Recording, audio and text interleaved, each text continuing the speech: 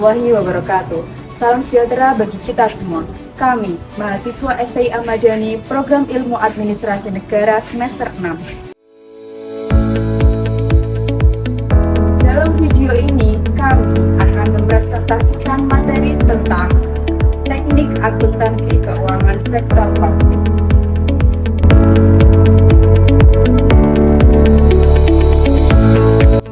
Sebelum ke pembahasan lebih lanjut, izinkanlah kami memperkenalkan diri terlebih dahulu. Yang pertama ada Arneta Rara Said dengan NIM E211500004. Yang kedua ada Intan Istiqomah dengan NIM E211500020. Yang ketiga ada Kunikenanti Karomatul Kisi dengan NIM E211500023. Baik, langsung saja ke pembahasan lebih lanjut dengan judul Teknik-teknik Akuntansi Keuangan Sektor Publik. Akuntansi keuangan sektor publik itu apa sih? Akuntansi sektor publik merupakan suatu alat penyedia informasi, akuntabilitas, dan pengendalian manajemen bagi pemerintah maupun publik. Apabila dilihat dari sudut pandang ilmu ekonomi, sektor publik sendiri dapat dipahami sebagai suatu entitas yang aktivitasnya berhubungan dengan usaha menghasilkan barang ataupun pelayanan publik agar dapat memenuhi kebutuhan dan hak publik. Selanjutnya adalah karakteristik teori akuntansi sektor publik. Ada 3 karakteristik. Yang pertama adalah kemampuan untuk menerangkan atau menjelaskan fenomena yang ada, kedua kemampuan untuk memprediksi, dan ketiga kemampuan untuk mengendalikan fenomena. Tujuan mempelajari teori akuntansi. Yang pertama, memperbaiki praktek akuntansi yang akan datang. Yang kedua, mempelajari kelemahan dan kekurangan dari praktek akuntansi saat ini dilakukan.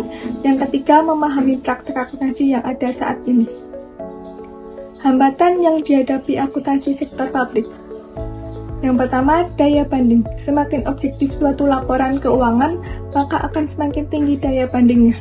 Yang kedua, objektivitas. Objektivitas laporan kinerja disebabkan oleh adanya benturan kepentingan antara manajemen dan stakeholder. Yang ketiga, materialitas. Penentuan bersifat pertimbangan subjektif dan tidak dapat dilakukan menurut selera pribadi. Yang keempat, tepat waktu. Digunakan sebagai dasar pengambilan keputusan untuk menghindari tertundanya suatu keputusan tersebut. Yang kelima, konsistensi.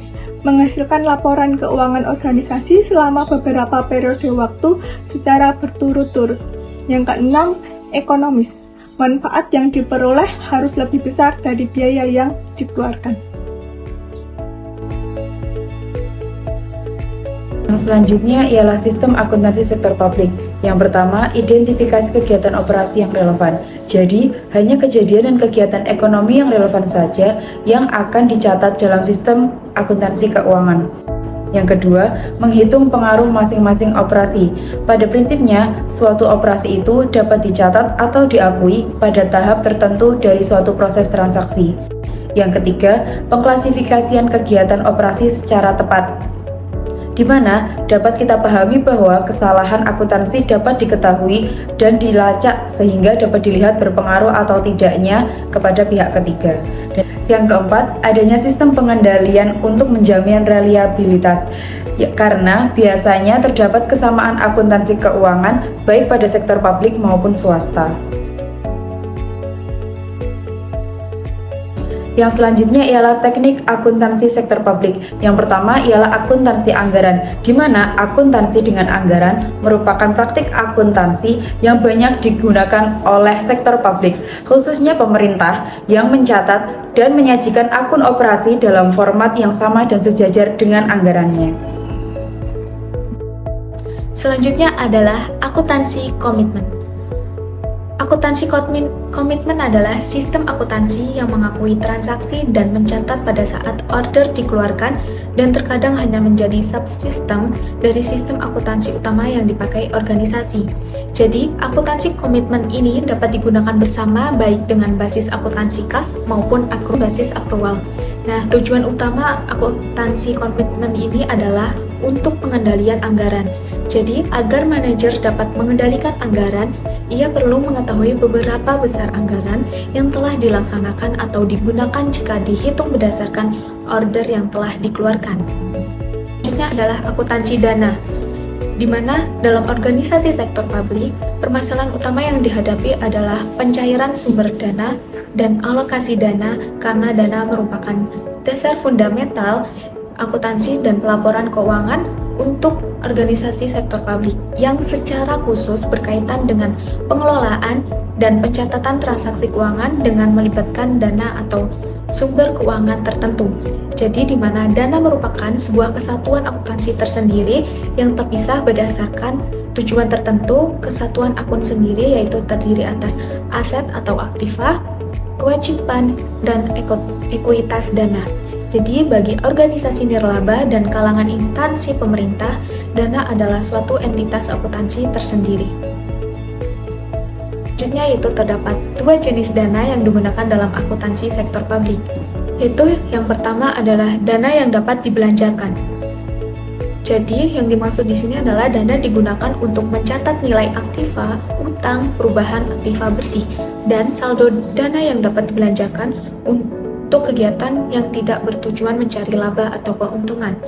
Jadi, jenis akuntansi dana ini digunakan pada organisasi pemerintah. Dan yang kedua, dana yang tidak dapat dibelanjakan. Nah, dana ini untuk mencatat pendapatan, biaya, aktiva, utang, dan modal untuk kegiatan yang sifatnya mencari laba atau keuntungan. Jenis dana ini digunakan untuk pada organisasi bisnis. Akuntansi kas. Penerapan akuntansi kas, pendapatan dicatat pada saat kas diterima dan pengeluaran dicatat pada saat kas dikeluarkan. Kelebihan cash basis adalah mencerminkan pengeluaran yang real, aktual, dan objektif. Namun, GAAP tidak membenarkan pencatatan dengan dasar kas karena tidak dapat mencerminkan kinerja yang sesungguhnya. Dengan cash basis, tingkat efisiensi dan efektivitas suatu kegiatan, program, aktivitas tidak dapat diukur dengan baik. Selanjutnya, akuntansi akrual. Teknik akuntansi akrual diyakini dapat menghasilkan laporan keuangan yang lebih dapat dipercaya, akurat, komprehensif, dan relevan untuk pengambilan keputusan ekonomi, sosial, dan politik. Pada dasarnya, kelima teknik akuntansi tersebut tidak bersifat mutuali eksklusif. Artinya, penggunaan salah satu teknik akuntansi tersebut tidak menolak penggunaan teknik yang lain. Dengan demikian, suatu organisasi dapat menggunakan teknik akuntansi yang berbeda-beda bahkan dapat menggunakannya kelima teknik dalam waktu bersamaan.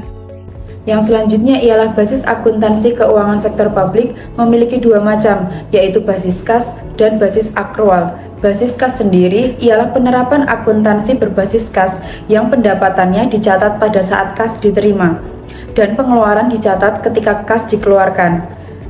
Di mana manfaat utamanya ialah mencerminkan pengeluaran yang aktual, real, dan objektif.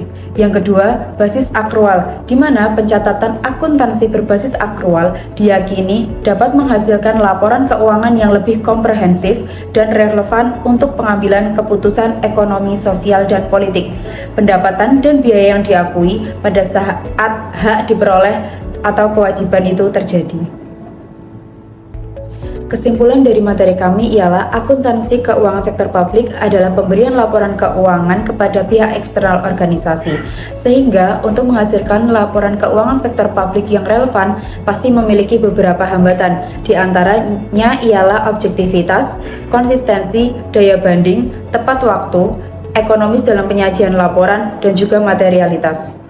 Terdapat beberapa teknik akuntansi keuangan yang diadopsi oleh organisasi sektor publik untuk memfasilitasi dihasilkannya laporan keuangan, di mana teknik keuangan tersebut adalah akuntansi anggaran, akuntansi komitmen, akuntansi dana, akuntansi kas, dan akuntansi akrual.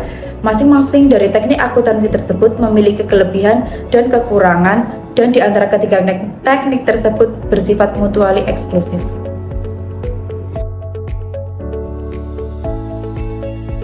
Sekian dan terima kasih telah menyaksikan video kami.